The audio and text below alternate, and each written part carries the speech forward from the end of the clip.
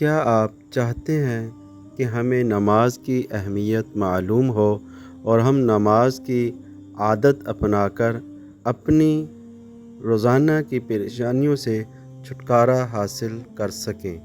تو آج کی اس ویڈیو میں ہم یہ دیکھیں گے، ہم یہ سمجھیں گے کہ نماز کی اہمیت کیا ہے۔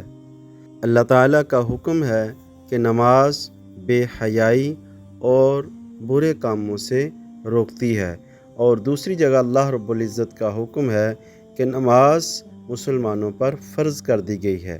آقا علیہ الصلاۃ والسلام کا ارشاد ہے کہ الصلاۃ عماد الدین، نماز دین کا ستون ہے۔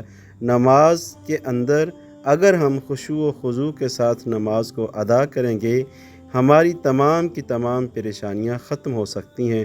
ہمارے نبی صلی اللہ علیہ وسلم نے نماز کی اہمیت کے بارے میں اتنا زور دیا کہ آقا علیہ الصلاۃ والسلام نے اپنے آخری وقت بھی یہی حکم دیا کہ الصلاۃ الصلاۃ الصلاۃ۔ اس لیے اگر ہم چاہتے ہیں کہ ہماری پریشانیاں ختم ہو جائیں، ہم روزانہ کی ڈپریشن سے نکل جائیں، تو ہمیں نماز کی پابندی کرنا ہوگی۔ اور ہماری نماز خشوع و خضوع والی کیسی بنے گی، انشاءاللہ اس سے آگے آنے والے ویڈیو میں ہم اس کے بارے میں بات کریں گے۔